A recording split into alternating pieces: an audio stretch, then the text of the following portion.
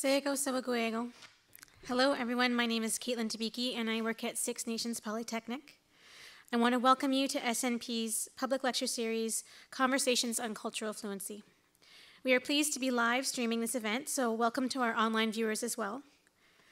I'm also happy to announce that our past webinars will be viewable on SNP's YouTube channel, so please be sure to check that out.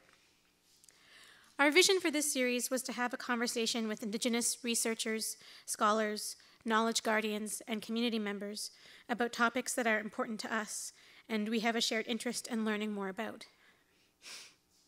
With that in mind, we have already held one event on the creation story, another on ecological knowledge, and today's event is on food security and Three Sisters sustainability.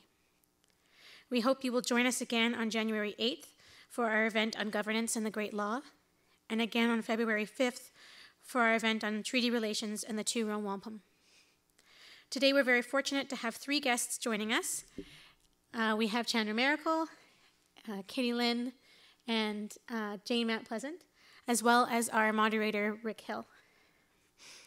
The format for today will include presentations by our speakers, followed by questions from our moderator, Rick Hill, and then we'll open, if we have time, to the floor and our online viewers for questions. We're aiming to wrap things up by about 4 today. So now I'll invite Rick up to say a few words about our presenters. Thank you. Thank you, Caitlin.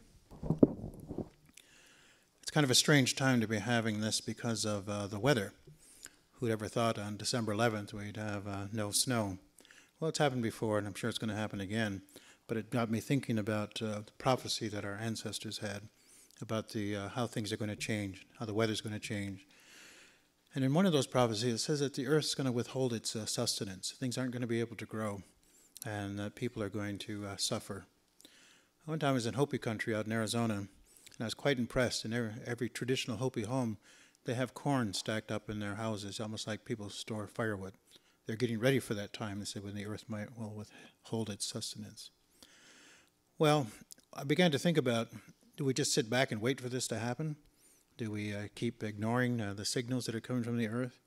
Or do we just do what our ancestors always did, is have that great hope of taking a seed and everything that it represents, putting it in the ground with a loving touch, sing these great songs, have this dance, and celebrate that that seed is going to sprout again.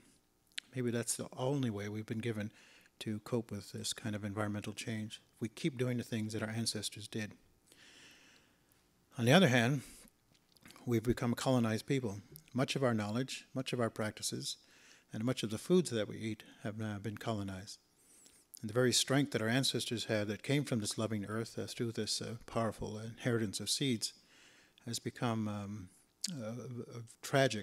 has tragic consequences on people, where now we have a high rate of diseases based upon the foods we eat, as well as the stress that we're under. So what we decided to do with this conversation today is take a look at what is the inheritance we have from our ancestors regarding agriculture or foods, planting foods, cultivated foods.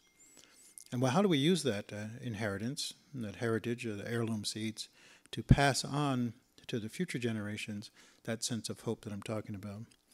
But we also have to look at the quality of the foods that we have. So when we talk about food security, it's going way beyond just having an ample supply of food, which we actually have right now, but we have an ample supply of food that's not as healthy. Some people believe our ancestors lived to be quite old. They lived well. Some people believe over 100 years old. Whatever it was, the foods that they had, that they labored for and to produce, the foods that they gathered, they hunted, they trapped, they fished, empowered their physicality. But it uplifted their mind, their ability to think, and it also, I think, rejuvenated their spirit. So the reason why they were so strong and the reason why they were so powerful is that they were deeply connected to all of those things that we celebrate in our Thanksgiving address. But they actually did all of those things. So today when we take a look at what's happened to our food, what got passed on to us, what are we doing today to revitalize our connection to food, I'm hoping that you'll really enjoy this discussion because it relates to all of us. That all of us have to eat every day, but we have to start thinking before we put that food in our mouth, where did it come from? what happened to it when it was planted, what songs were sung for it, what additives were put into it, and how we want to restore the health of our people by making sure that the food we grow and the food that we eat has that empowering, nurturing thing that our ancestors lived for. So at first I'd like to invite Jane Mount Pleasant to come up. She's from Cornell, and I heard Jane speak many years ago, and it really got to me. And she talked about her relationship to corn and how it connects us to our ancestors, and particularly for her, a long line of women who were planting. But it also gets us rooted in today because we continue to do that act of planting. And like I said, to that hope for the future, we put the seeds in the ground to produce this and this abundance and this inheritance that we pass on. So a simple act of planting a corn seed can do all of that, connect you to countless generations who were here before and who will be here after us. So I'm asking Jane if she could come up here now and share the information that she brought with her today.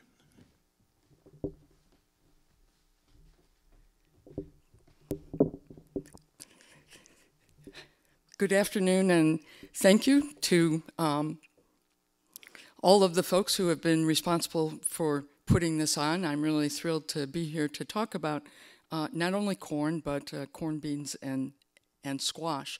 I've been thinking about these three crops for quite some time. A lot of my time at Cornell has been spent researching them and thinking about them. I'm an agricultural scientist, and most of my work up to this point has been looking at the agronomic characteristics of this cropping system that the Haudenosaunee have been using for hundreds of years. More recently, I started looking at the food value of the Three Sisters, and I'm going to talk quite a bit about that this afternoon.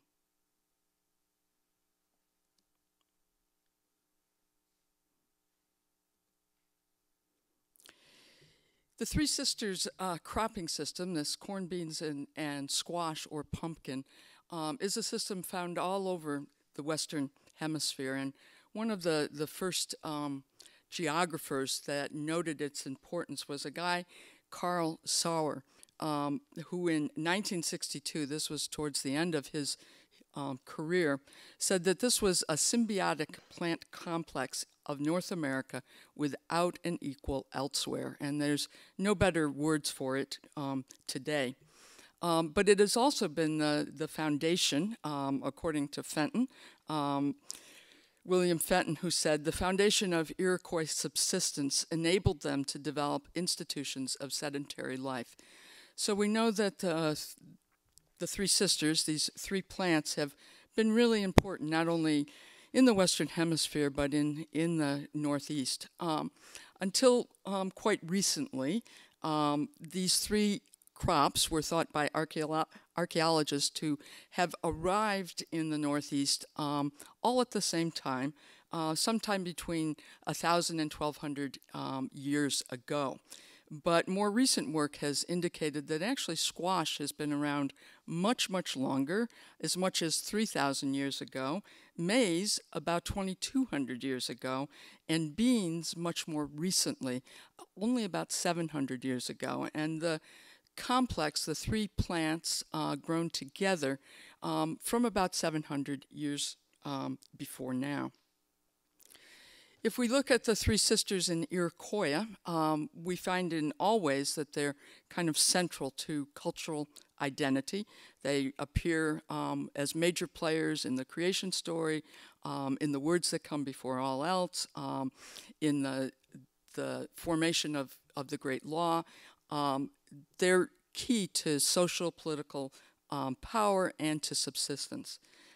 The other important aspects of it is that women controlled almost all aspects of agricultural work in Iroquoia. In terms of their agronomic characteristics, they were typically planted in mounds, and what you see up there is a photo. This was actually in western Massachusetts in the early 1900s, and this was a field that was known to be an old Indian planting field. And of course what we see are the mounds regularly spaced, quite large. The three crops were usually planted as a polyculture, meaning all three crops in the field at the same time, but not always. There's indication that sometimes corn was planted by itself and sometimes beans alone as well. This was an agricultural system without plows, hand tools only, no draft animals. And for the most part, these were fields that were continuously cropped. This is not a slash and burn agriculture, or what we would call shifting cultivation that was typical in Central and South America. In other words, once the fields were planted, they were maintained for decades, perhaps even longer. And finally, most of the corn in what is present-day New York State was grown in that central band that you see on the map there of very fertile soils in an area with a growing season that very much favors these kind of crops. If we look at the agricultural productivity of these crops, the historic records provide firsthand observations going back into the 1600s of a very highly productive agriculture. But I'm a scientist and I like numbers. There's no place in these documents that they actually give us yields per acre. So I started doing field experiments back in the 1990s, wanting to get some hard numbers on what Haudenosaunee farmers might have harvested from their fields. And so we did it at two sites in New York, one Cayuga County at a Cornell research farm, and the other a private farm just outside Ithaca, New York in Tompkins County. And we tried to use crop varieties and practices that would have been very similar to what the Iroquois or Haudenosaunee would have used in the 17th and 18th centuries. And I want to just quickly show you some yields, some bar graphs here. The first is from Tompkins County, and we have the three sisters, the corn, beans, and squash. The corn is in green, the bean is in orange, and the pumpkin yellow. And so Tompkins County is in a less agriculturally desirable area. It's not within that red dotted area. The soils are not as good, and the growing season is considerably shorter. So we look at what the corn did in the Three Sisters, with all three of the crops. And then next to them we have corn as a monoculture, beans as a monoculture, and pumpkin as a monoculture. We can go to Cayuga County, and we ran the same experiment, but only 1 year with the Three Sisters. And you see in this one, the corn just overwhelmed the Three Sisters in that year. We got hardly any bean and hardly any pumpkin, and we got great yields of corn. And when we planted corn monoculture, about the same. But you see the bean monoculture, we got hardly anything, and the pumpkin as well. And that was just because we had poor weather when the bean and pumpkin were planted, and they just didn't do well that year. Let me go here. So those are crop yields, but I was really interested in food values, right? I wanted to jump from just talking about bushels per acre or how many pounds of pumpkin or squash that we harvested, and look at, well, how many people could actually eat? What kind of food values, nutrition, could farmers who were growing these crops have harvested? So in this case, I switched from looking at weights, crop yields, to a focus on energy and protein. When subsistence farmers are growing foods for their families and larger groups of people, the very first thing that they do is to focus on energy. And we measure this as calories. Calories are just a measurement of how much energy is contained in the food. So the very first thing that subsistence farmers do is make sure that their families are not going to starve, that they have enough energy to do their daily work, right? But after they're sure that no one is going to be hungry, the very next thing they do is focus on protein. because protein is absolutely critical for humans to develop and do all the things that we think we should be able to do, to have cognitive ability, to be able to think and plan. Protein is essential. So the way that most subsistence farmers approach the problem of providing both energy and protein is that they first plant a grain, and this would be like wheat or corn or rice, to provide the energy. It's the engine, right, that produces lots of calories. And then they plant a legume, and here I mean something like a bean or a pea or a lentil. And sometimes they will interplant these, or sometimes they just plant them in separate fields. So this idea of a cereal grain and a legume is what most subsistence farmers do in order to feed their families. But we have to step back a little because I've discovered, I've given lots of workshops in elementary and middle schools to kids on the Three Sisters. And so I will do all of this work, and we'll look at corn, beans, and squash and do all sorts of hands-on activities. And invariably, a little kid would always come up to me afterwards and pull on my arm and say, but what did they really eat? Because the little kids are thinking corn, sweet corn, beans, green beans, and pumpkin pie. And what kind of meal or diet is that? When you think about corn, beans, and squash in that way, how many people can really eat like that? Well, it turns out that the story is more complicated. Corn comes in many different forms, and sweet corn, as you see in the top here, is harvested. It's actually immature corn. It's harvested when the plant is still green. You see the green leaves and the green stalk. And when you look at the ear, if you buy it in the grocery store in summer, you know that the husks of the corn ear are still green. And if you touch those kernels, they're soft and they'll squirt milk in your eye, right? And that's sweet corn. But we can also harvest corn when it's mature, and the bottom pictures show this. This is what a cornfield looks like, not in July when we harvest it for sweet corn, but what it looks like in September or October. The plants are brown, the leaves are brown, the stems are brown. If we look at the ears, you can see the husks are brown, and the kernels themselves are hard and much different. And when we shell those kernels, we get corn grain. The same thing is true of beans. When we harvest them makes a huge difference. We can harvest beans when they're green, and that's what the top picture shows. You see the plant's green and the pod is green. We take that off, and we split it open, and you can see a little tiny seed in there. But we're not eating that bean for the seed, we're eating it for the pod.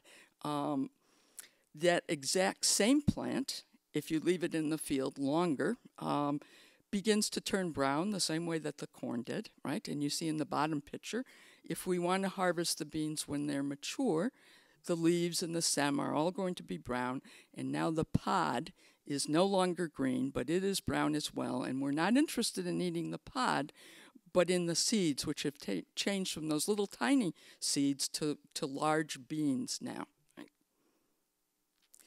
Well, it turns out that the nutrient content of these foods vary dramatically depending on when they're harvested. So if we harvest corn as sweet corn when it's immature, it's mostly water, about 75% water. And if we look at the calories per kilogram here, it doesn't have much, only 86 calories per kilogram. And the protein is very modest, only 3 grams. But if we wait and harvest the corn when it's mature as a grain crop, now it only has 10% water, but it has an enormous amount of calories, 3,650 calories per kilogram, right? And the protein has jumped up by 3 times, 9 grams of protein. The same thing happens with the beans. If we harvest them when they're green, they're 90% water. They have only a few calories, 31, and hardly any protein. But if we wait until they're mature, when we would call them kidney bean or some other dried bean. Now the water is only 12%. The energy is very similar to what corn grain is, 3,370 calories per kilogram, and the protein has just jumped way up, 30 grams of protein. So imagining that you're a subsistence farmer and you're feeding your family or the groups of people around you, you can imagine that you would probably be harvesting most of your corn as grain and most of your beans as dried beans. All right, but we're back to this problem again of jumping from crop yields to food yields, right? And this is a picture that again shows these crop yields, but I've combined from the different years and the different sites. And what, in this case, now the maize is in the kind of tan, and the pumpkin flesh is the blue, and I've also added a contribution from pumpkin seeds, which is in green. And then the beans are the kind of rust colored. And when we look at this and we're thinking about, oh, where's the most food, our eye is drawn immediately to the pumpkin. It looks like, oh, that's the most, right? A lot of pumpkin there. And the three sisters and the corn and the bean seem to be really not much there. But we have to remember that most of that pumpkin is actually water. And there's neither energy, no calories, and no protein in water. So if we want to look at food values, then we have to convert the weights of crop to the amounts of energy or calories and the protein that's contained in them, right? So we can look at maize or corn, and we can determine the amount of calories per kilogram. Again, this is 3,650. If we look at the total amount of protein, it's 94, and this is because there's only 10% water in it, right? If you look at the beans, 3,370 calories. The protein has 225. The water, about 12%.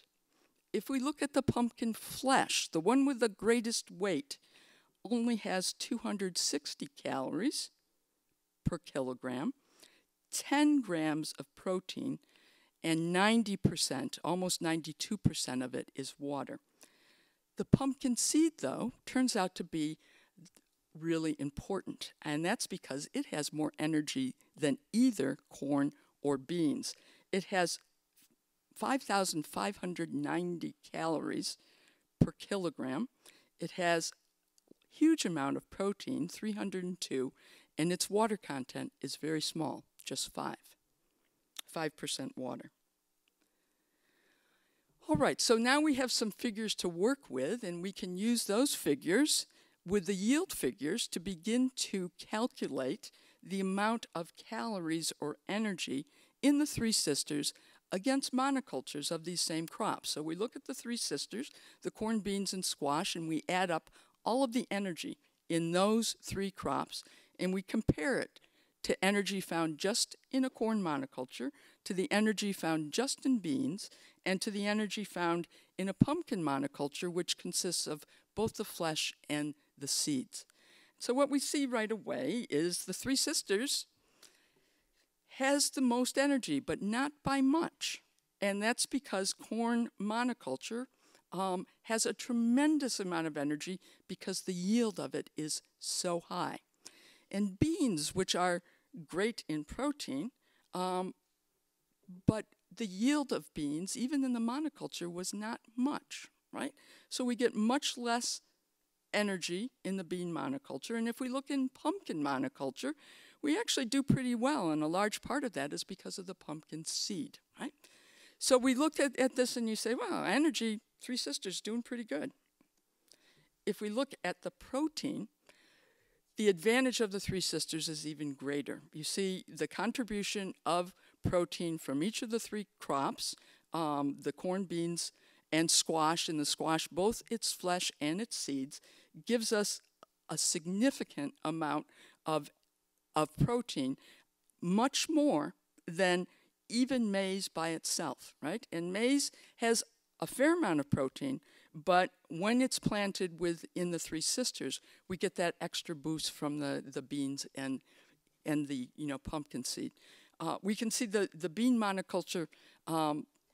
Beans have a huge amount of protein, but because its yield is not great, right, we don't get as much protein. In the pumpkin monoculture, again, we see an enormous contribution from the pumpkin seeds.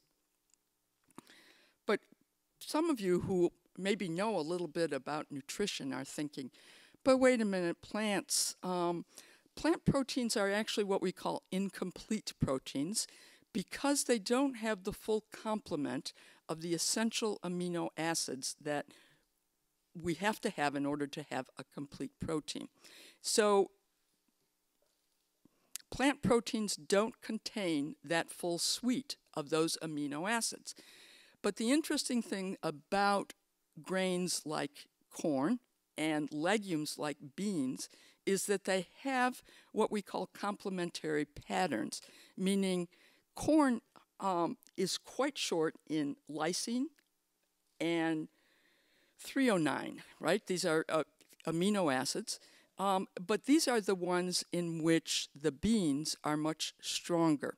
And so where the corn is short in the amino acids, the suite of amino acids in the beans complements it so that if you eat both of them, you actually can get a very high quality protein. And you notice in this case, though, I've also included the amino acids in both the pumpkin seed and the pumpkin flesh. The pumpkin seed is very strong. It is a good protein, but it also is incomplete, but it complements very nicely the corn and beans, right? I included pumpkin flesh. You can see the quantities of amino acids in the pumpkin flesh are very, very low, right? But when you have large quantities of them, they actually do add up, and they can be used to complement the amino acids in other plant foods and in other foods in general. So even though these are plant proteins that are incomplete, when they're eaten in a varied diet, you can get a very high quality protein from the mixture of foods. The other thing I was interested in, and not just looking at energy and protein, but some of the important vitamins and actually minerals. And looking at calcium, vitamins A and C, and niacin. Niacin is a B vitamin. And we see that that maize, the number at the bottom, the RDA, that's the recommended daily allowance. So if we look at calcium, it tells us that we need about 1,000 milligrams of calcium every day. And if you look at what maize is and beans, pumpkin, and pumpkin seed, we're not doing great, right? They're not doing really well on that. In vitamin A, well, let's leave vitamin A for a minute here. If we go and look at vitamin C, we see, well, we need 60 milligrams per day. And these three plants, maize, bean, and pumpkin, they're giving us some, but we're still pretty short.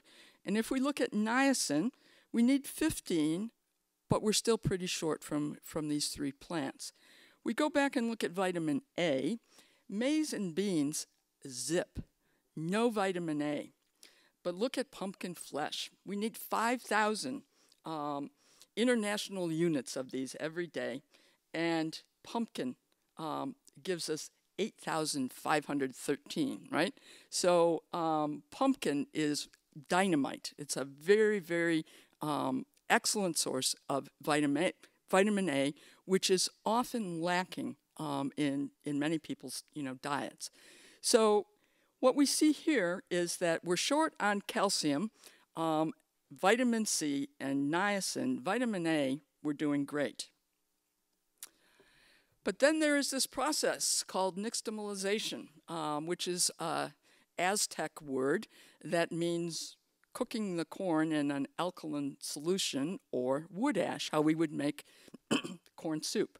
So this is a traditional cooking method all over the Western Hemisphere. People that have that eat lots of corn, develop this way of cooking it in wood ash or with lye or lime.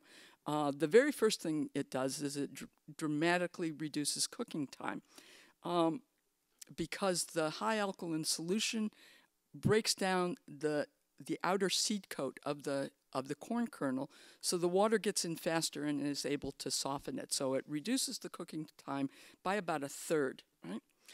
But the other thing it does, it increases calcium content on the corn between 100 and 400%. And that's because there's calcium ions in the wood ash that get attracted to the starch grains in corn, right?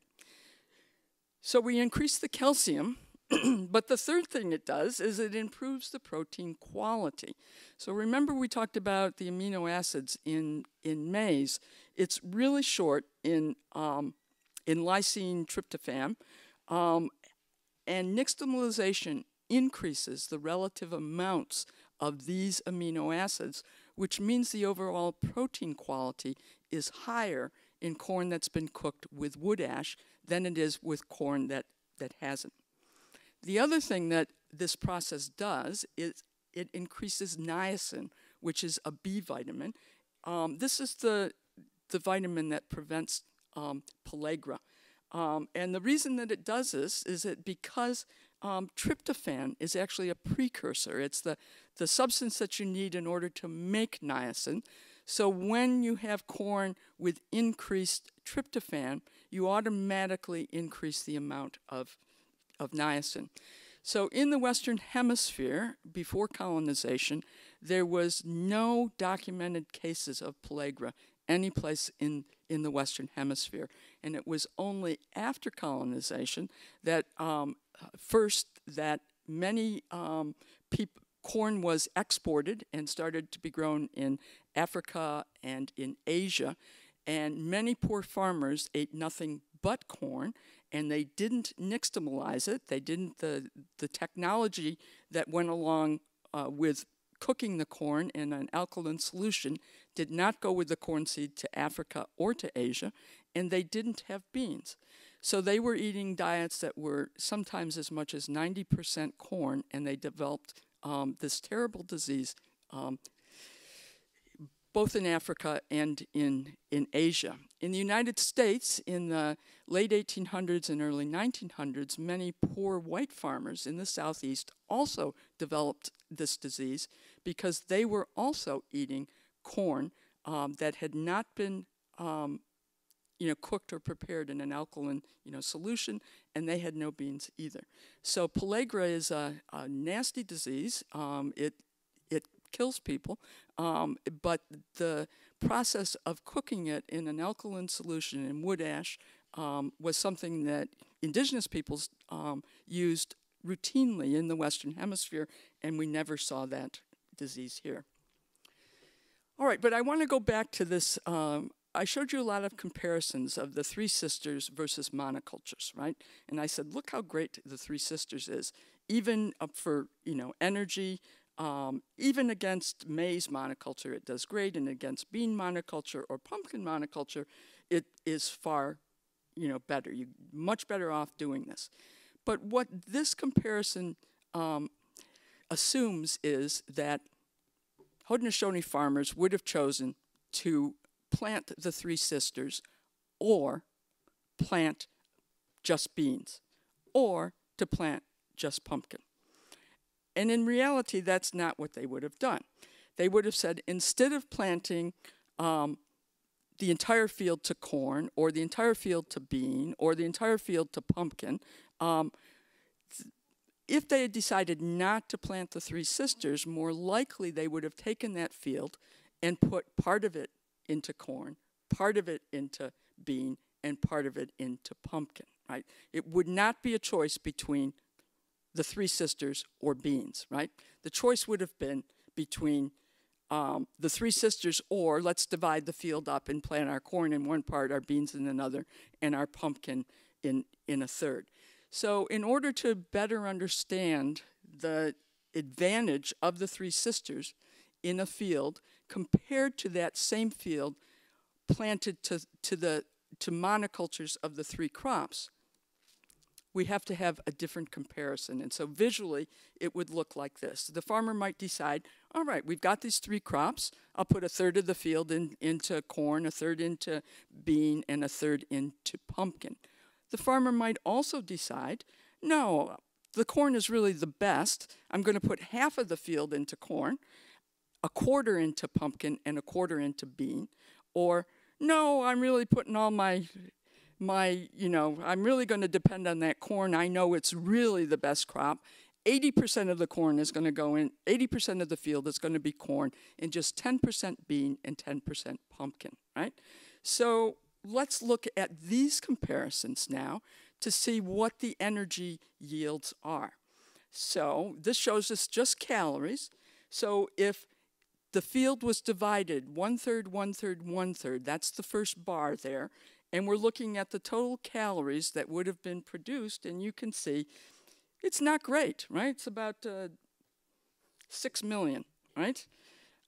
If we planted half of the field to corn, you can see we get a jump, right? If we plant 80% of the field to corn and just 10% to bean and pumpkin, we get a further jump. And if we plant the entire field to corn, right, we get another jump yet. But now if we look at, well, what happens if we plant the field to the Three Sisters, you can see we get a jump from that, but it's not huge, right? The lesson behind this is corn. Corn is an incredible crop, and it's why farmers, subsistence farmers all over the world will plant it every opportunity they have if they have the environment that allows you to do that. You see that the energy in that field, the larger the portion is to corn, the larger the energy yield is, except when you interplant it and do the Three Sisters, right? Then you get it a little bit more of a boost, but not much. But watch what happens with protein, right?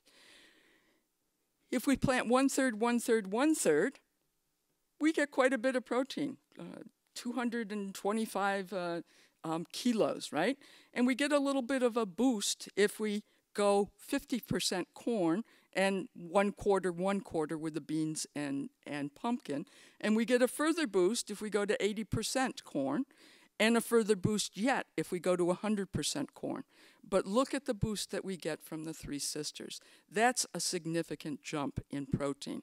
And that's what I would argue is the major advantage of the Three Sisters. It allows farmers to produce the most amount of both energy, but more importantly, protein in the same field with the same amount of labor, right? But you get higher protein and higher energy yield from this planting, from this cropping system than you do from any of what I would call monoculture mixtures, right?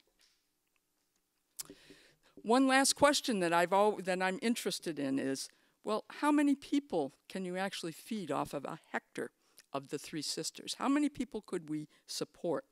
And this is really just, calculations. You have to know how many calories does an adult need daily. It's about 2,500, right?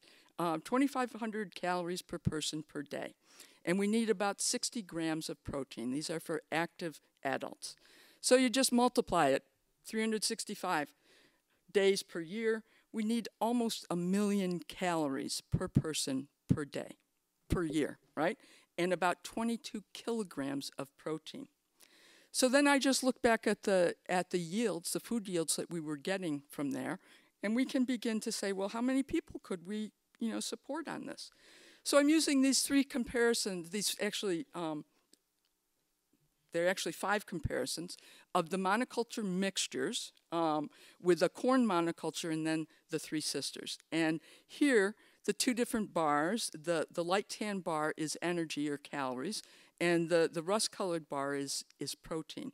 So you see on the field that's been divided, 1/3, 1/3, 1/3, we can supply about 6 people with enough energy and about 10 people with enough protein. And as we jump that up, we go all the way over to just corn. Again, it points out how incredibly productive corn is. If we do just corn, we get a little bit more than 12 people per hectare, and about 13 people for protein. But the Three Sisters, again, trumps everybody. Almost 16 people can be supplied with protein, and about 13 people with enough energy per year. This is an incredibly productive system, and I didn't bring this comparison today, but I've run these comparisons for European white wheat farmers at the same time, using the typical yields that they got. Europeans were, for much of the time between the 13 and 1800s and even into the 1900s, could not feed their populations. The primary reason being that wheat is not nearly as productive. The calculations that I've made shows that Iroquois farmers in the 16th, 17th, and 18th centuries were feeding about 3 to 5 times as many people per unit area of land as their European counterparts at the same time. So European farmers were not doing nearly as well. All right, the conclusions quickly. Intercropped maize, bean, and pumpkin are an enormously productive cropping system that certainly largely satisfied Haudenosaunee dietary needs. Maize or corn is the anchor of the system because it produces very large amounts of energy and significant amounts of protein. The Three Sisters provides more energy and protein than individual crop monocultures and more than monoculture mixtures of the 3 crops. Bean and pumpkin seeds increase the protein and improve protein quality. Pumpkin flesh provides lots of vitamin A. The nixtamalization of maize or cooking corn in wood ash decreases cooking time, increases calcium, 100 to 400%, improves protein quality, increases niacin, preventing pellagra. And the Three Sisters provides energy based on the yields from the experiments that I did. It would be different if the yields were different. But for the maize yields or the corn yields, I'm absolutely confident that these are good, realistic yields. The bean and pumpkin, probably the yields would have been even better, right? The yields that I used were very low because of the one year when we had not great, weather. But based on those yields, energy is sufficient for more than 13 people per hectare per year, and protein for almost 16 people per hectare per year. So with that.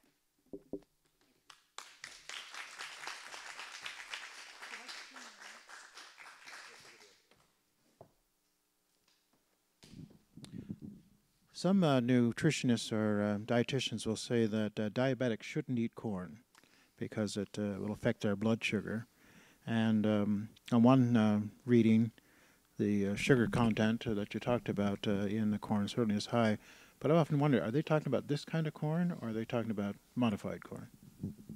I think that they're mostly talking about sweet corn, but perhaps not completely. But you certainly don't want to, if you're diabetic, you can't have huge amounts of carbohydrates. And corn has a lot of carbohydrates, there's no doubt about that. But there's no reason why corn couldn't be part of a healthy diabetic diet, provided that you're keeping your carbs in balance. So I certainly wouldn't suggest that people eat huge amounts of corn like this, of Iroquois white corn. But diabetics do have to be careful because they have to carefully control the amount of carbs that they eat. But the carbs that they do eat, the corn is good. And with your experiment, were you planting white corn or blue corn or? White corn. Oh, yeah. Yes. Do you think it might be different for the different color corns? Not much. Oh, yeah. Quite similar, right? Right. Yeah. Did either of you have a question about Jane? So if that, we'd like to move on. Katie, if you could come up and explain about the programs you've been doing at the greenhouses here at Six Nations to restore our connection to foods.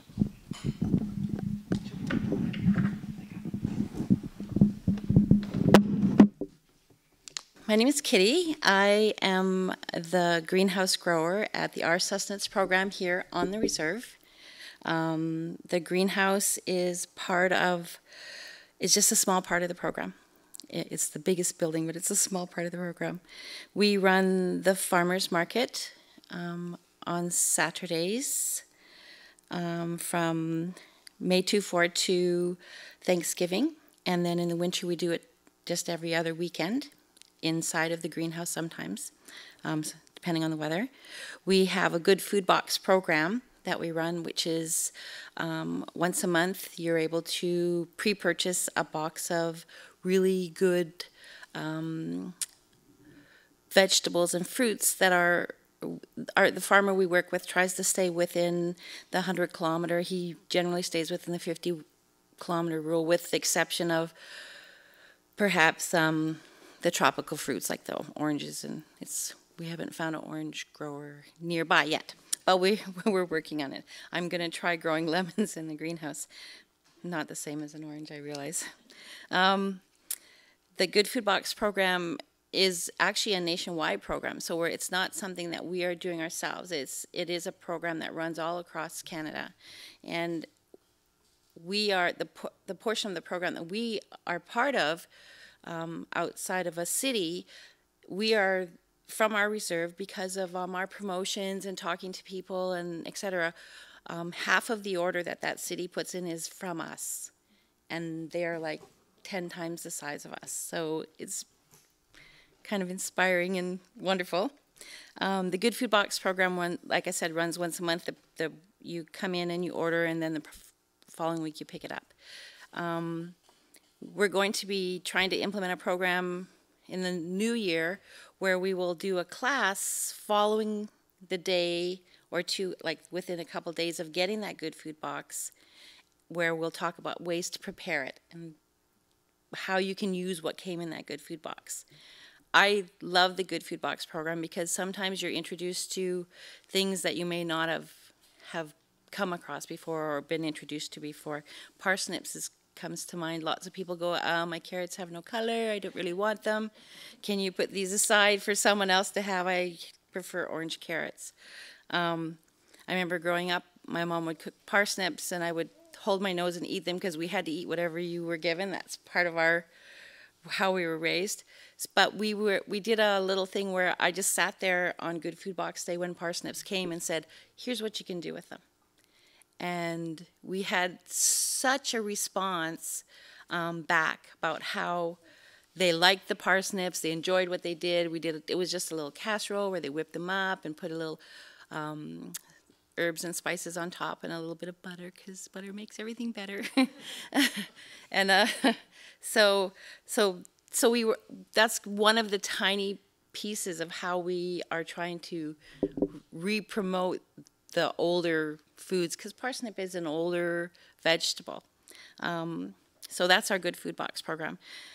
Our farmers market, we do have a couple of farmers that come. We still purchase vegetables and fruits for us to sell there until we have farmers from local that are going to do it. But we have two people, because of the farmers market, because of the greenhouse, because of the program, who did applications for money from the Farming Association in order to create a farm market. So hopefully this coming season we're actually going to have a couple of local farmers bringing produce to the market, which is exciting. Another aspect of our program is the community garden. Now, the first time I ever did a community garden, this is not really telling you how old I am, was about 35 years ago. So there was a small space in a park. I lived out west in Oregon, and there was a small space in a park that the grass was patchy at best, and I thought this would be a great place for a garden. Went to the city, did all of the rigmarole to come up with that, started asking people if they were interested, eventually got about a dozen people that wanted a garden that year. I go back there every year and check out things and whatever. The garden still goes on to this day. It is completely run by the people involved in the garden. There's no organization involved in it. There's no overseer. There's no one, none of that. It's completely run by the people that have their space there in the garden, which makes my heart so full. You can't imagine. Our garden here is just beginning. We've only been doing our program. Our sustenance has only been in existence for 4 years. 5, if you count the first year when the garden was started. It was quite small, and the market was started. The market was 1 table, my daughter, and some vegetables she had picked, standing behind it all by herself every Saturday, having people come up and say to her, "Where's the bananas?" So the community garden and the market kind of go hand in hand together. We try to bring things from the community garden to the market, but we also leave lots of it there for the community to come and pick as they need it. One of the best parts about the community garden that I'm finding now, as well from the year that we started to now, is we had the first year it was just community garden. Literally, our program put everything in. There was no one else. And then the following year there was 2 people, 2 families that had a little garden there. And then 3 families, and it went down to only 1 because 2 families decided it wasn't for them that year. Last year when we did our community garden effort, we had a wonderful opening of the garden. We had speakers there. Rick came and we decided to do an experiment with mounds. So we did 3 mounds and we planted corn in the back, which we only got like 4 cobs off of. And just in those 3 mounds, we got 27 cobs off of those. Big difference from the mounds too when it's planted in a square. We had a little girl sing a seed song so we could walk out and put the first seeds in. We had 15 families have a spot in the garden this year. Pretty impressive, perhaps. The community garden has a lot of potential. We have a lot more people that are going to be involved in it this coming year. Different organizations are going to offer people to come and work at it. There's only a couple of us that are actually in our sustenance program pretty much all the time. Always dependent upon if there's money. But we have engaged the youth now to come to the community garden to help us out. So they're going to be doing weeding and watering, and that will be in the next season. It's going to be amazing. I can hardly wait. They came already and helped me plant an entire box, a 12 by 12 raised bed box of garlic. So there's a lot of garlic in the community garden, and people can come and will be able to come and take that when it comes up. So it's slow. And all of this, what I'm saying, is going to connect into something else soon, I promise. So the other aspect of our sustenance program is our greenhouse. I sincerely believe that the greenhouse, adding the addition of the greenhouse, the space that we were able to utilize, I think that truly kind of made a cohesive unit of our program. The community garden, wonderful program. The farmers market, also wonderful program. But until we included the greenhouse where people could actually come and see the seeds, hold the seeds, dig in the soil, make those plants grow for themselves, I don't think there was enough of a connection. They understood that food came, for the most part, they understood that the food in the grocery store came from growing in the soil.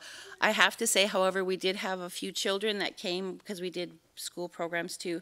We had a few children come that when we asked them where their food came from, they said, of course, whatever the local, well, they said Zayers, which is in Caledonia. Where does carrots come from? Zayers! How does it get to Zayres? In a truck. And how does the truck get it? Zayres! Back and forth. They couldn't, there was no connection that that carrot came out of the ground and was then, of course, perhaps put in a truck and taken to Zayres. Not that this is an advertisement for Zayres. But the greenhouse aspect of our program has enabled us to do education and connection. And I think all of the things that, I shouldn't keep turning away from the mic, all of the things that Jane was talking about, all of those details about the protein and all of that from the corn and the beans and the squash, I'm totally going to get that information from her, because I think that's important for me to be able to share that too when the classes that I teach. So I teach classes, I have a class that I teach specifically on preparing your garden space. So people come in and it's actually really amazing, because they're told for the first class they have to bring a pail full of the soil from their garden so that we can examine it. We put it on the table. We do the old pH test with purple cabbage. I don't know if any of you have ever done that, where you cook up cabbage and make this briny purple stuff, and you put your soil in and see if it turns pink or if it turns blue. They're fascinated with it. I had someone come to me from Scarborough and say that they had talked to their cousin who's going out with someone so-and-so, and they had been at the greens. They wanted to know how to do the cabbage test for their garden, so they would know what they needed to add. We do classes also on actually planting the garden, because despite the fact that a lot of people still, you purchase seeds, whether they're heirloom or organic or heritage, and the difference between heritage and heirloom is one has a story and one doesn't. That's the difference between them. One has a story and one doesn't. And they couldn't be considered heritage unless they had been in a garden that was 40 or more years old. So other than that. So the heirloom part of it is the story that says, was my grandma's. That's the part that makes them that designation. But the packaging quite often will, if you look at them and you read the back of them, it will say almost the same thing. You have to keep me on track with time, sorry, because I get quite involved in what I'm talking about. The packaging will say that you need to plant a certain way, but if you look at them, they're almost all saying exactly the same thing. And when you plant in a mound garden, for example, it was wonderful to have Rick come to the community garden and do that. The fascination of everyone, they just kind of crowded around and watched it. But the soil comes up like this. So the corn had to be put in the center. And we actually put the bean seeds in at the same time, although sometimes you wait till the corn is up a little bit. We were quite lucky because the corn grew quick. And then the beans were able to grow up them. I took a really awesome picture with someone's camera when we were there, and they seemed to have misplaced that little, again, technology, that thingy that goes in there that holds on to them, and I'm sort of disappointed about that. But then we did the squash at the same time. All three of them, we planted them at the same time. And for me, to be able to stand at the side of the mound and reach in to pick the beans without having to crawl through, push the plants, that was astounding. That was amazing to me. So all of the things that Jane was talking about, how they were planted, and you saw them separated by space and all of that kind of thing, it is the most connected that I have ever felt to being who I am when I was able to do that, to reach and pick those beans, to take the beans off, to start harvesting the squash, and to take the corn. Now, we started the squash in the greenhouse to bring down there, so they were already plants, because as you may or may not know, the season for planting, it used to be the big thing. Everyone's you plant on May 2-4. May 2-4 weekend, you get out there in the garden, you put your plants in. I had lots of people come to the greenhouse saying, I need my plants, May 2-4 is coming. I'm like, please don't put your plants on the ground. Please don't put your plants in the ground. They're like, but May 2-4 is when we plant. Please don't put your plants in the ground. And we had, I'm going to say, easily a dozen people come back and say, I lost all my plants. We had 2 really hard frosts after May 2-4. So with understanding the climate the way it is now, Rick began by talking about the fact of how beautiful it is, right? How wonderful the weather is. That's very lovely. And so those things have to be taken into consideration. The fortunate part for us having the greenhouse allows for us to kind of make our own little environment to grow things in. So, like Violet. So we are able to continuously do classes in there. Like we do planting and soil preparation. We do harvesting. We talk about that.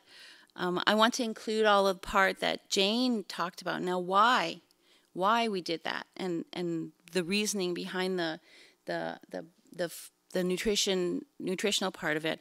I'm more of this is good for the soul too, right? It's good for the connection that we need to have to our food so that we don't think it came from a truck to the store and from a truck to the store. So as adults, we have an understanding that that's not the case.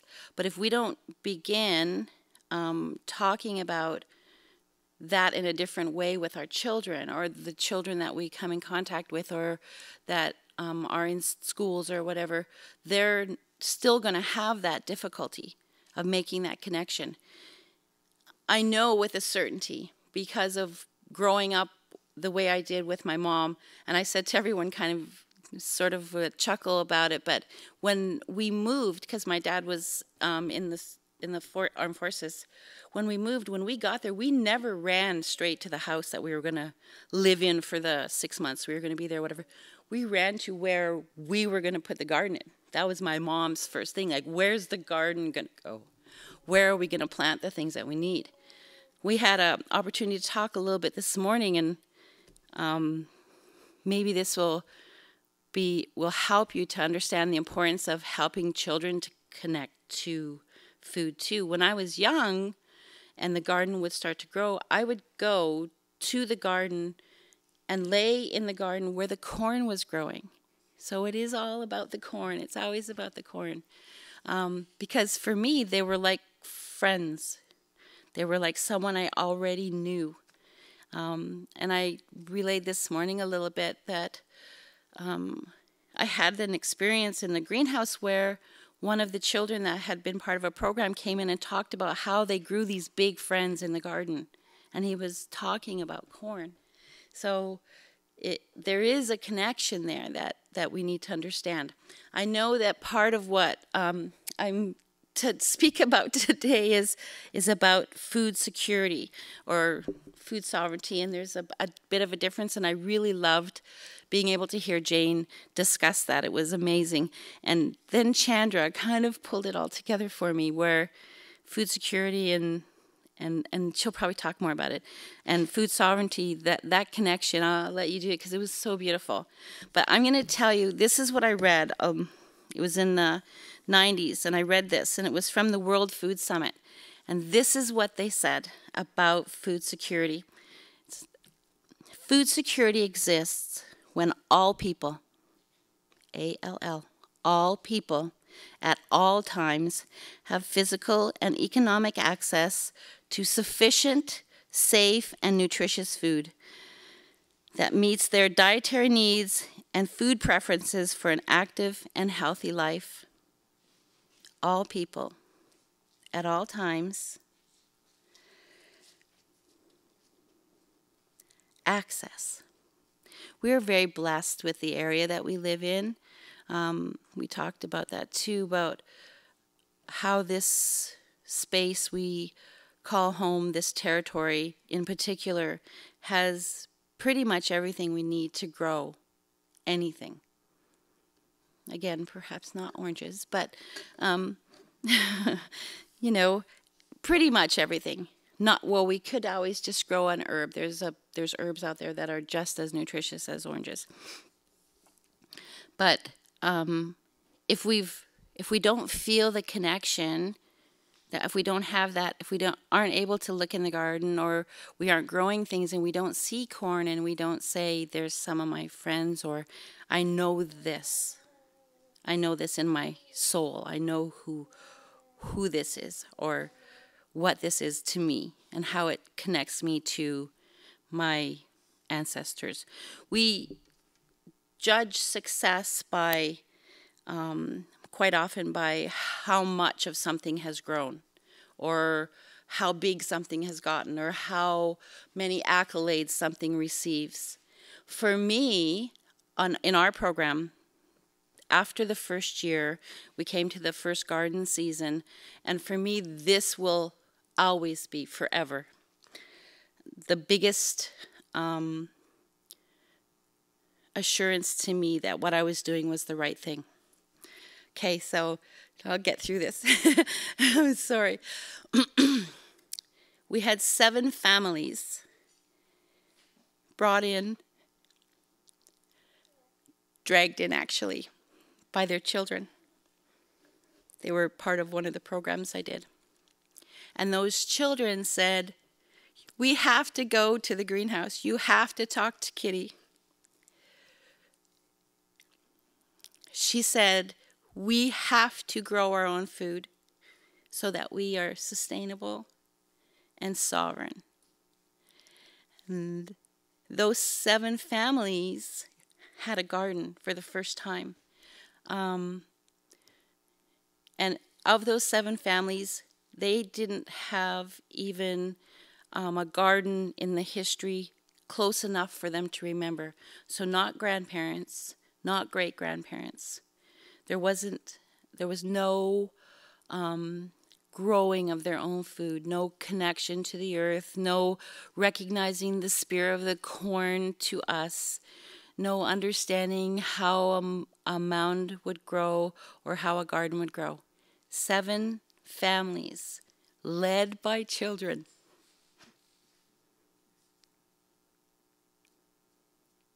That's successful. Fast forward now from that first year to, this is coming up to the end of our 5th year, into our 5th year. Over 200 families last year had a garden because of coming to classes, coming for plants, coming for seeds, or having their children involved in a program at the greenhouse. Think of the ripple of that. 7 to 200. 200 to what? 2,000? 2,000 to all of us. I have this dream of having everyone that has the space or the availability to grow one thing in a small part of their garden, so that we can all come together and I can say, here's my 20 bushels of carrots, and someone else can say, here's my 25 bushels of corn, and and then that gets shared out. Because we can take care of each other just like that, just like we would have, just like it's about reconnecting ourselves to the land, ourselves to our family, our families to the community, our community to the territory, and eventually, hopefully, to the world. We have that potential. We're smart. We always were. We always knew that despite differences in who we were, that there was always going to be a connection with food. So come to the greenhouse. Come and get your things to grow your garden. Thank you.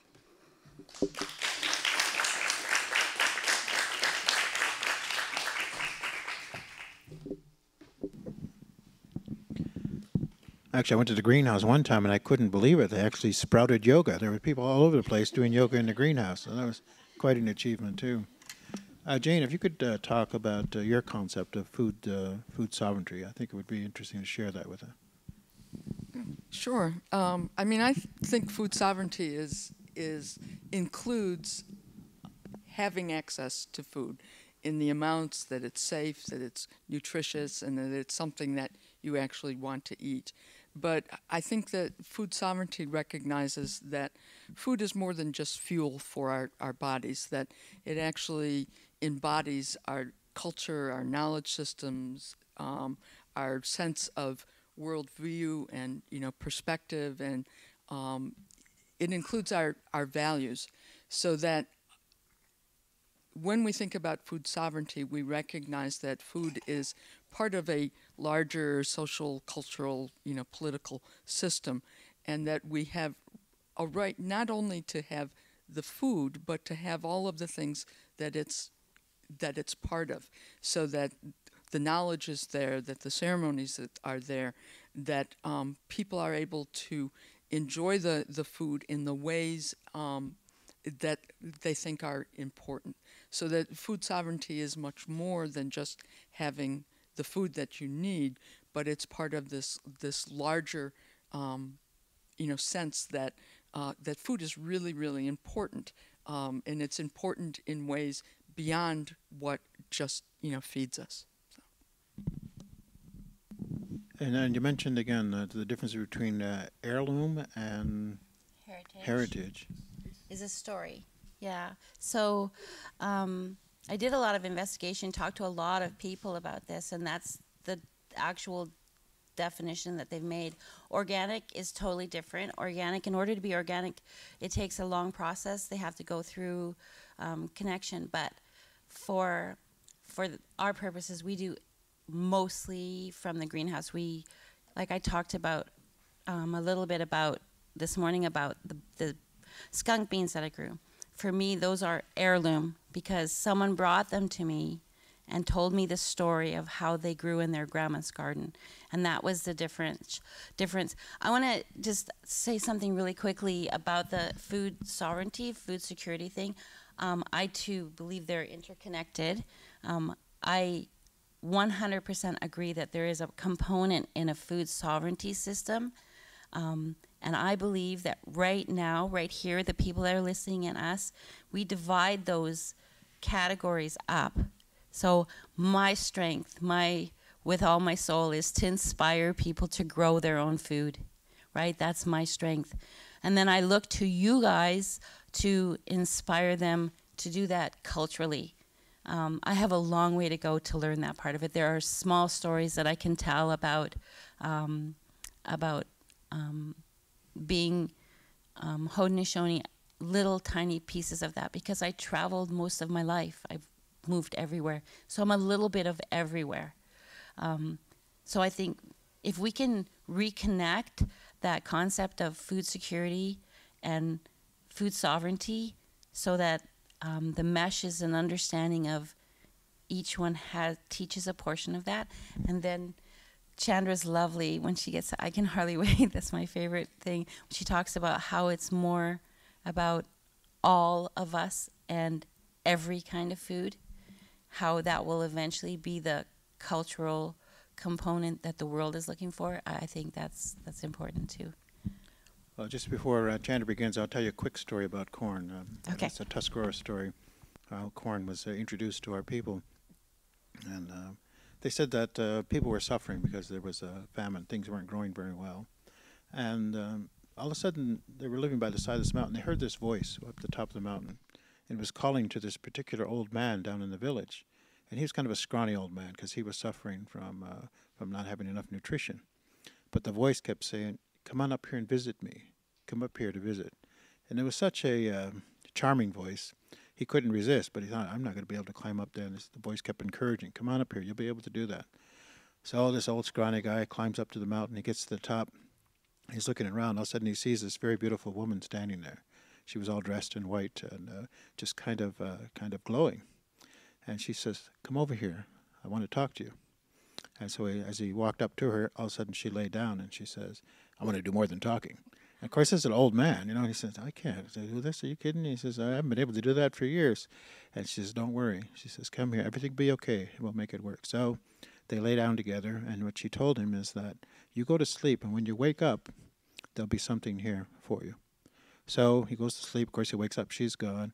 Well, what's there is growing corn, this white corn, what we call Tuscarora corn, come from this mating of an old man and a beautiful woman. So that's my segue into Chandra, because she is my beautiful woman to help me recover the strength of corn. So Chandra's going to talk a little bit about our relationship to food and summarize a little bit about what we heard today, and leave a little bit of time for some questions and answers, so about 20 minutes. Well, I don't know what I'm going to talk about now after that introduction. Machkunu hola don sewa goego. Guahiganji wa get nigo halasaluni jigan igas want ni salade. Wani salio. De guanu horlado sewa goego. Magatsununi oni jigan izewes. Wani salade. Ayawas gia goegon skana. Nize dahno yungwa huajele. Guahiganji yogli huana negi gungalihwa. Guahiganji wagun wesquani. Guahiganji yuli huana negi gungalihwa. Nene adu hetsalio. Thank you for having me here today. Welcome, everyone. I just wanted to offer a few words of greetings. To all of you for coming, in the hopes that you're well and that your families are well, that you've come away from today to be here. Isn't it wonderful and amazing that at this point in time in history that people have gathered here today to talk about this information, something that is very near to and dear to my heart, something that I love and can talk about for a very long time. So it's very special for me today to be able to be here for many reasons. Another reason it's very special for me to be here today is the people that I'm sharing this stage with. It's almost silly that I'm here. What a fun side note for me to check off in my life's journal that I got to share this stage here today with these three people. The work of Dr. Jane Mount Pleasant has, as an introduction from Mr. Rick Hill over 20 years ago, has been much of the inspiration for the things that many of you sitting here in the audience today have heard me talk about. And within this last year, much more has been added to these things that I talk about because of Miss Kitty Lynn over here as well. So it's a special treat for me today to be here sharing this stage with the three of you. I like that this is up here right now, so whoever did that, thank you, whether that was Shane or Chase, because we do know that corn comes from Yetinis Hajio Honjade, our Mother the Earth. However, really, corn comes from there. Whatever that is, corn comes from the sky world. And this is what I learned from particularly Rick Hill and the work of Dr. Jane Mount Pleasant, is that I love science. You know, I loved Jane's presentation, and that's not the first time that I've heard that. I love science because science, I believe, is a gift to humanity to help us re-explain and reconnect to Indigenous knowledge. Because all science really ever does is prove Indigenous knowledge, in my observation. So I love it, and I love that that's such an appropriate image right there. So let me give you a little clip about me before I go into some of the things that I've learned about Deyohahá and Haudenosaunee language and culture, and some of the work that I'm doing today in the community. So I'm Chandra Maracle. I grew up on the west side of Buffalo. My mom is predominantly Sicilian culturally.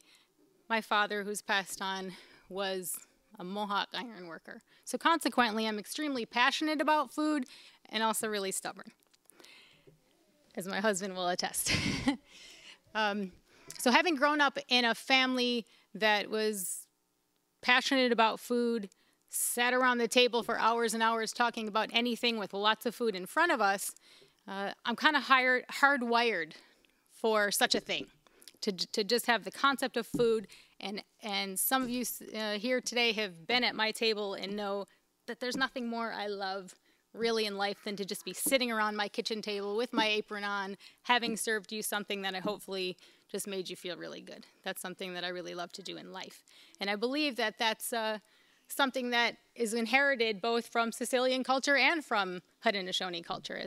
As a former colleague of ours, Barry White, used to call it Haudenosaunee hospitality, which was something very, very much shown to Europeans when they arrived here, that Haudenosaunee hospitality, not just through food, but politically, socially, and culturally, I believe. So one of the things that I've learned along the way, and what I want to do here is I want to kind of say, yes, Rick, yes, Jane, yes, Kitty. So it wouldn't really serve us today for me to stand up here and kind of reiterate everything they said. So what I want to do is share with you how I've taken the things that I've learned from these three individuals and people like them who are also doing similar work, take that, how I've kind of rolled it all in to Chandra-ize it, and then give it back to you through my observations on what I've been doing over the years in my work here.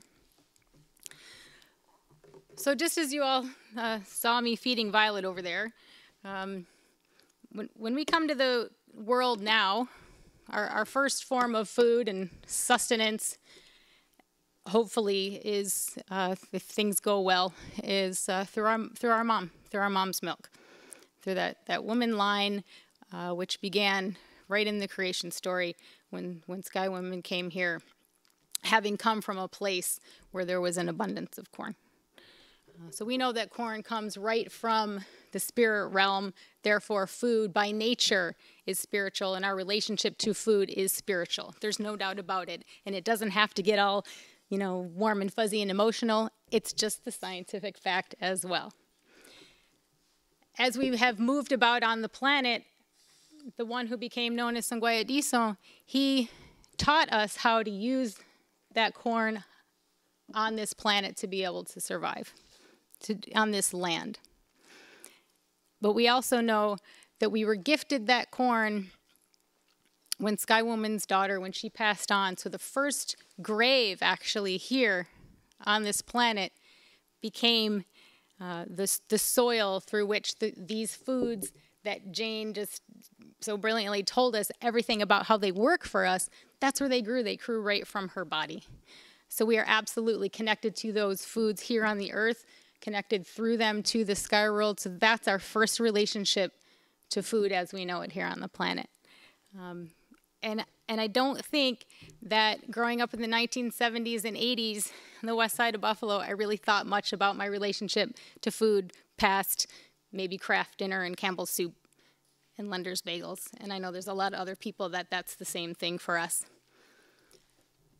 In the mid-1990s when I was at the University of Buffalo, I chose to do my master's project on a community garden that I did at the Native American Center where I had been working for several years, to do a community garden there and draw in people from within and around the Buffalo community. If you know a little bit about the history of the Haudenosaunee, you know that Buffalo Creek and Buffalo area is a really significant place in Haudenosaunee history, actually, even though it's a big city now. It was a significant place in Haudenosaunee history. And I was able to bring what were called urban Indians, but city Haudenosaunee folks together. And these were older women, Seneca women, particularly from surrounding reserves, and younger folks in the community to come together and plant this garden. And for me, that was the first time I personally had ever planted a garden.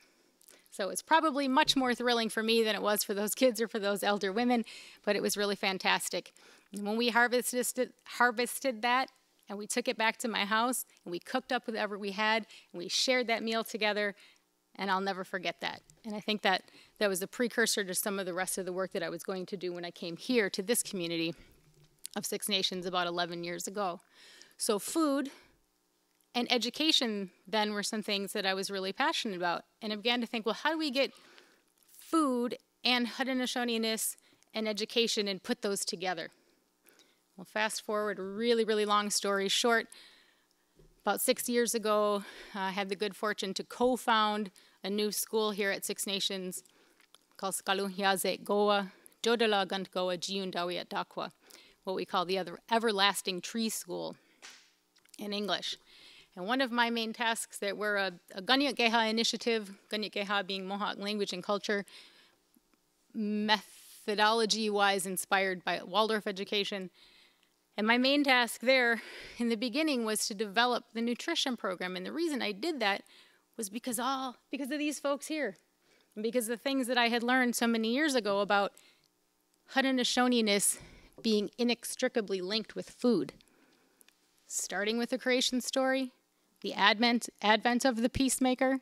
So we have a whole political and social structure which is defined by and which is so, as Jane talked about and Rick can talk about extensively, that whole system can really be brought down to one thing, onaste, that can be brought down to corn. So people of the corn, yeah, maybe people of the Flint and people of this and that, but collectively as Haudenosaunee people, the political structure and the formidable things that Europeans observed, that came because of agriculture, that came because of food. And I love that. I just think that's so wonderful and so fascinating. So that's why I said, okay, education and Haudenosaunee-ness and food, how do we do this all together?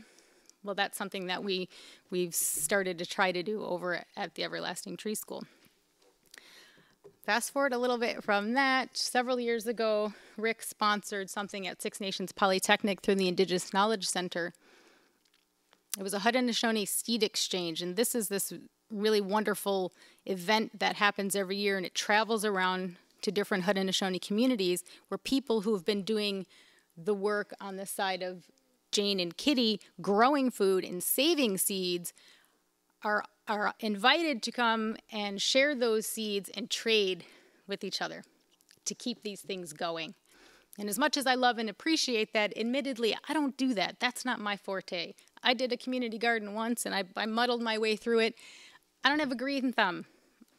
Usually you see me and I have an apron on and a kid probably on my hip, but that's really where my offering is. I'm not really great with growing, but like a mound garden, the teachings that I've learned through what we call Deyohahá, or our life sustainers, or what we know as the Three Sisters, is that we all need each other. Sure, maybe corn's the main thing there, but corn does not grow as well without its helpers. So the teachings of the mound garden then are the scientific, the calorie intake, the niacin and the protein and the calcium and all those things, certainly. But the other teachings there is that as people on this planet, as humanity, we need each other. We're supposed to help each other. We're supposed to support each other, just like the beans support the corn. And we're supposed to do these things together. So Rick says to me a few years ago, oh yeah, we're going to have this seed exchange, and I was hoping maybe you'd do the cooking. And I thought, yeah, okay, sure, no problem. I've been doing some local small-time catering for several years. How many people do you think are going to be there? Oh, about 150. So I took a breath, then I called up my friend Boss, and I said, okay, I've never done anything like this before, what are we going to do? And we pulled it off, and it was really amazing because we had such a good response. And you know what?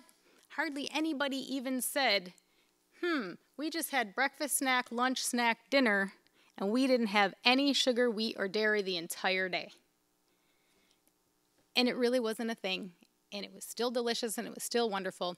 But what I decided to do that day was I kind of gave it an official name.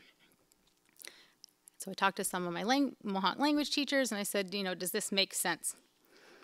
And I came up with this thing, and I called it Gakwa Unwe. So in the language, Gakwa is simply the word for food. Gakwio then would be good food, perhaps healthy food. Gakwa Su'a would be our foods.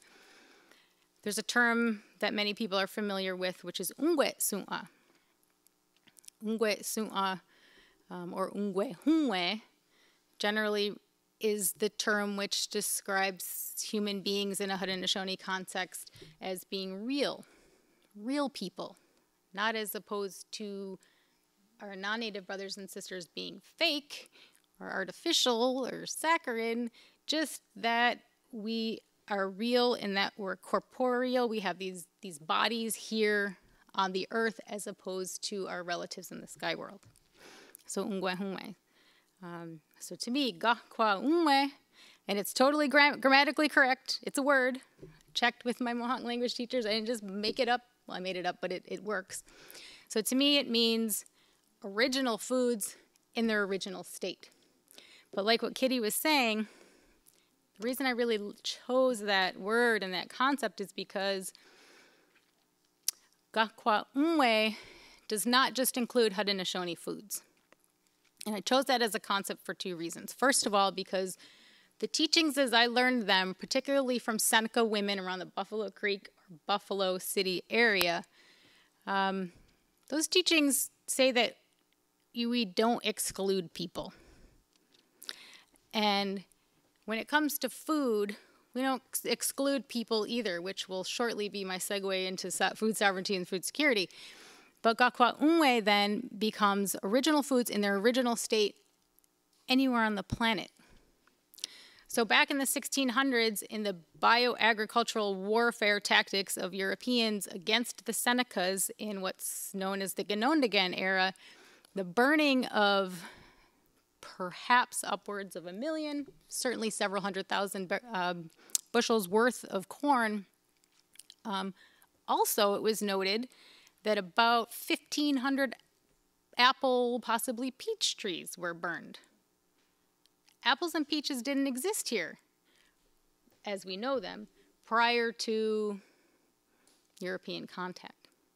But so readily, so open-minded were the Haudenosaunee at the time, and such high capacity for agriculture that as soon as they acquired these seeds from their European brothers and sisters at the time, they immediately just took it and ran with it and had vast orchards.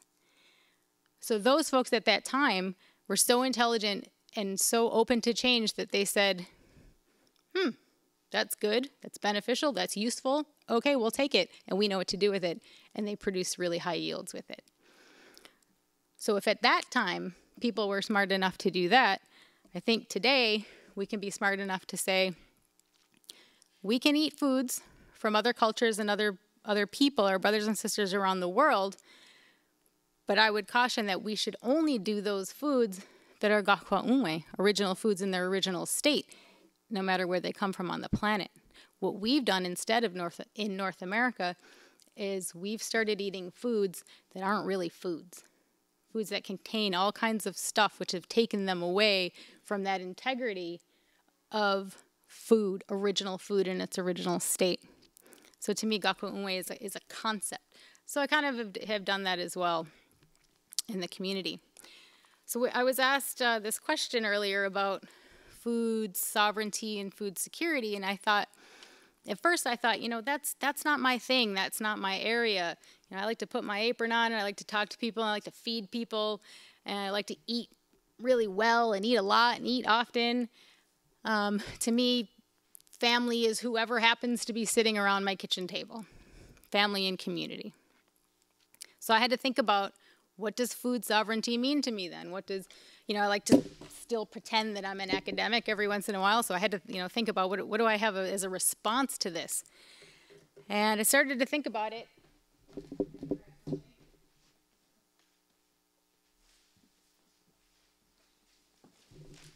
The universe does this to me all the time. Just as I need something, it says, here, Chandra, here it is. So this is what helped me come up with my definition for today of food sovereignty and food security. I forgot I have to add one more thing. So a few years ago, again, the universe wanted me to know about something, and it handed me on a platter this person who I have never met yet, and I hope to meet him someday, and his name is Mark David. And he started something called the Institute for the Psychology of Eating. Sorry, dear. So he introduced me to this. I've been a holistic, person and a health food junkie for a long time.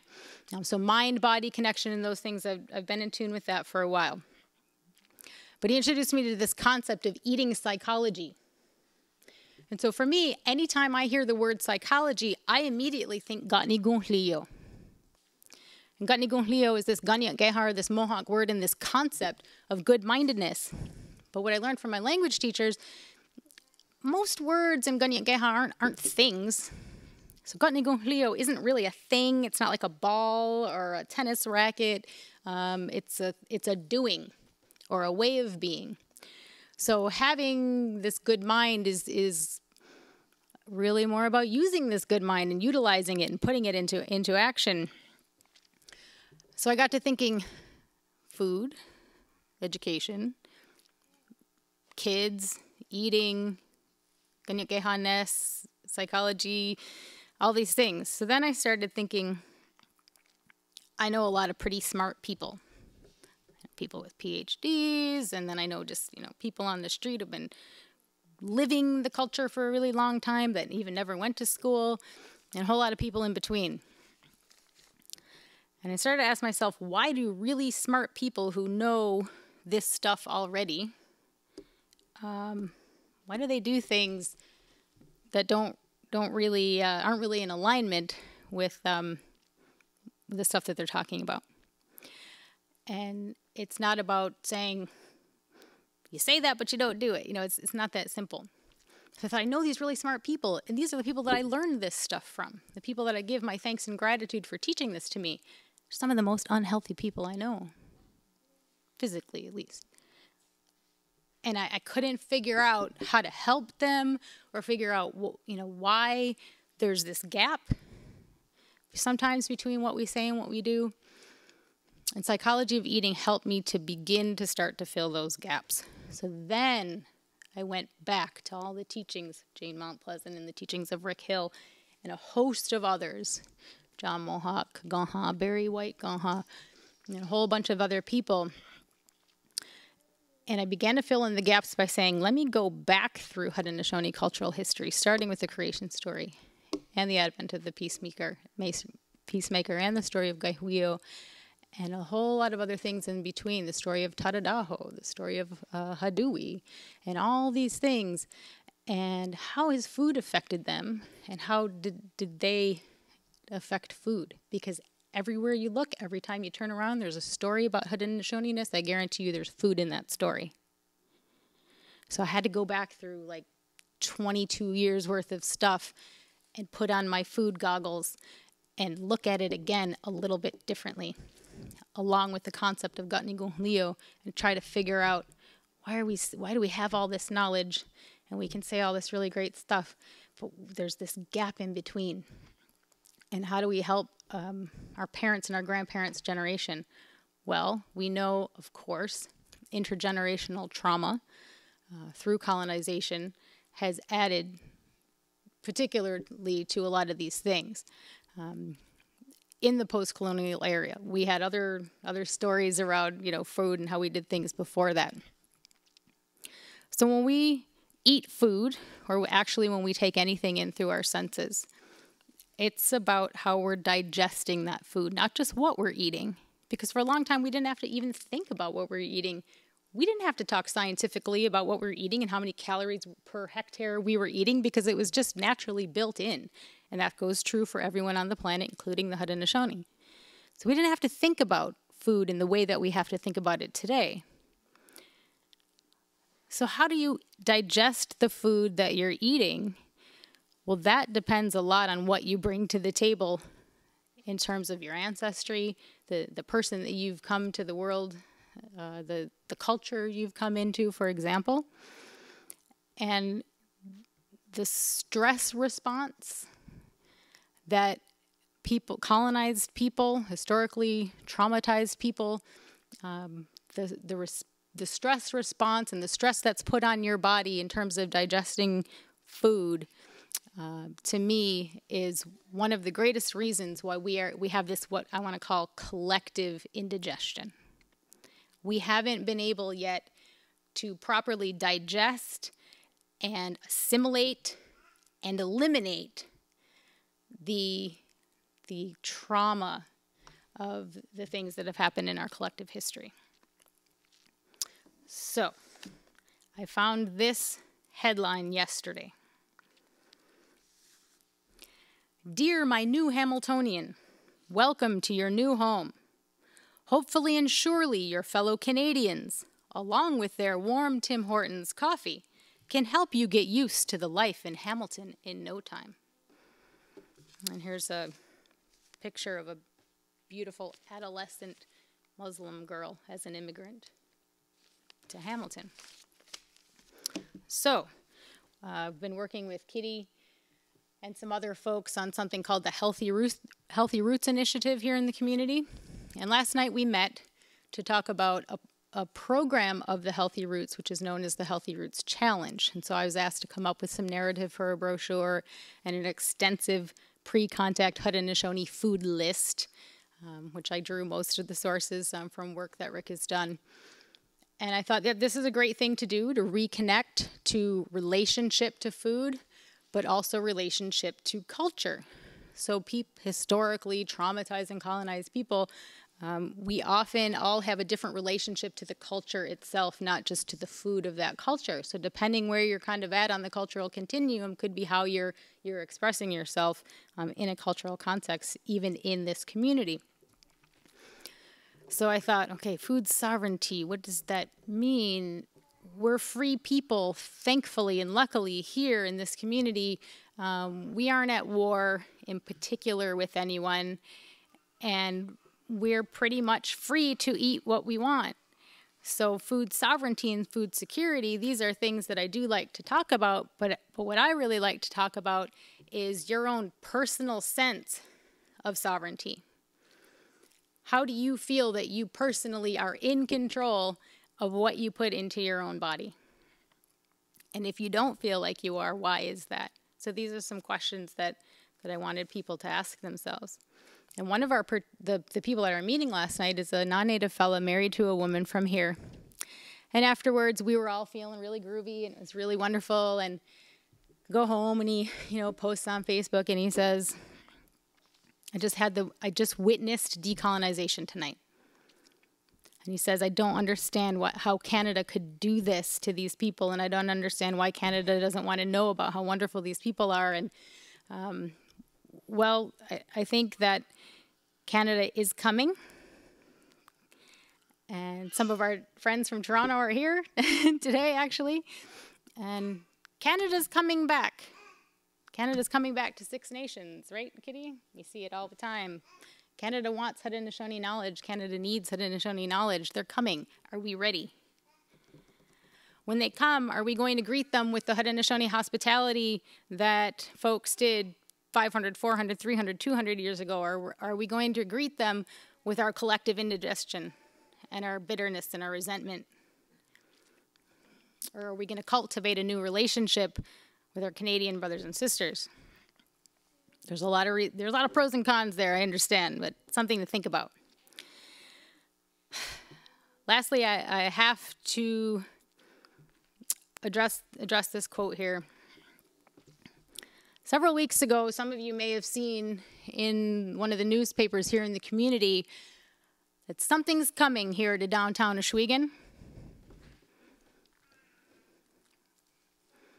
Tim Hortons is coming to downtown Ohsweken. Is there anything that screams, I want to be Canadian, I want to give up my sovereign rights, I want to give up my food security and my food sovereignty and my ungwehueneha and my ganiageha-ness? Is there anything that screams, I want to be Canadian more than Tim Hortons?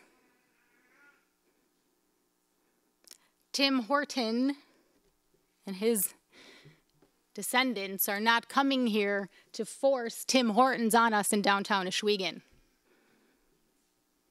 Supposed Haudenosaunee people in this community are bringing Tim Hortons to downtown Ohsweken. Again, I ask you, is there anything that screams, I want to be Canadian and give up our sovereign rights as Haudenosaunee people more than that? Perhaps a hockey stick, but I don't know. Tobacco is one thing, coffee and donuts are another. And I'll leave it at that. Ona eto, thank you.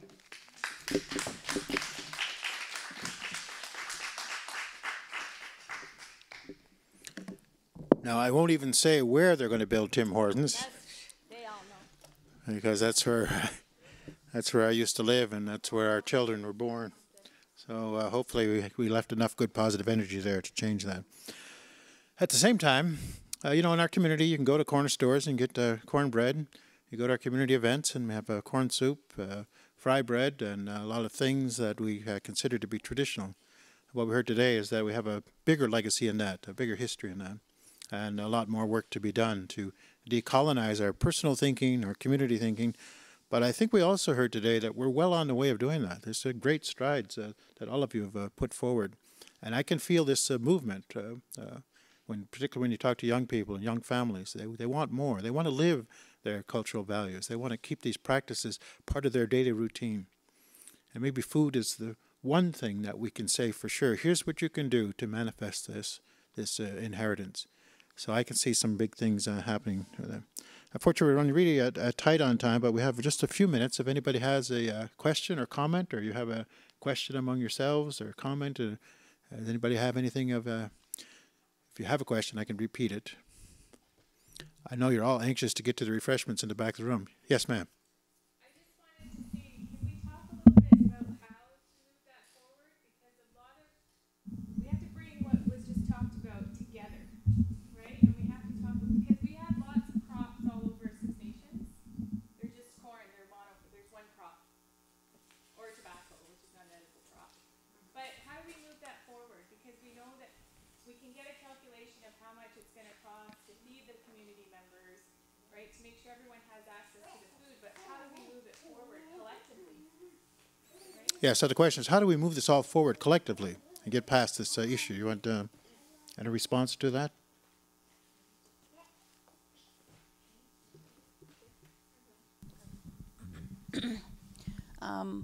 I think one of the key components of that is starting personally, because we all know that with a pebble in a lake, there's a ripple.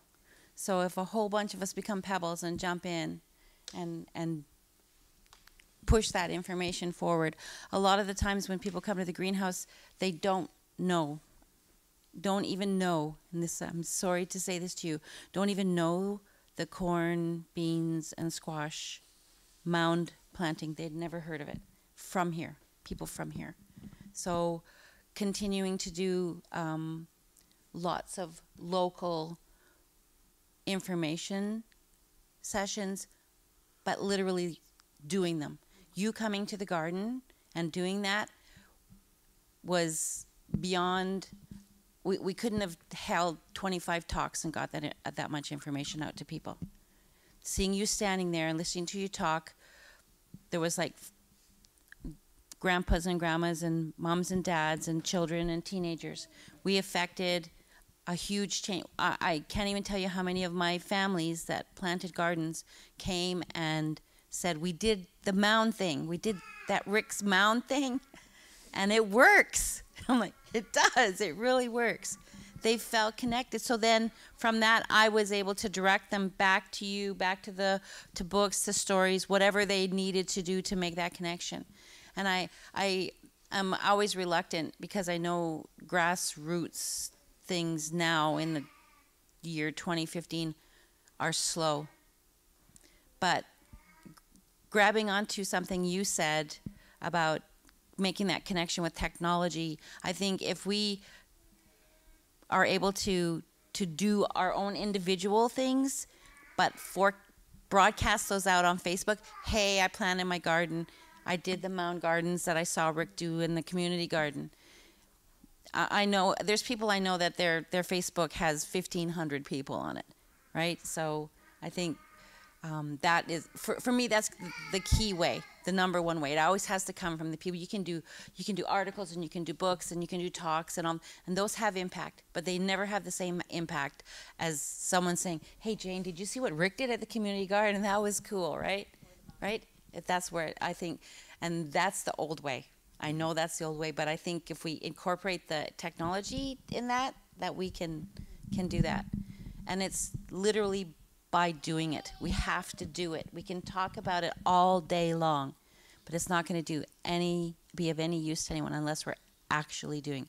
So actually planting your garden, actually growing food that you eat, actually, taking that step out there to your farmer, and I have lots of friends who are farmers, and they all love me, sort of, because saying to them, you know, there's a better way to do this. You don't have to do it this way. So that's just a suggestion. Chandra, did you say? Okay. Are we on? Yes. Okay, so I'm going to answer your question and make sure I really get at what I think you're asking. But there's two parts to that question for me. And so one, like Kitty says, the personal, the very personal, take it upon yourself to take a look at your own personal growth and development. Take a look at your own history of eating and your eating psychology. So one thing I'm going to say is take your vitamins. Take your vitamins K, your Ganyak vitamins.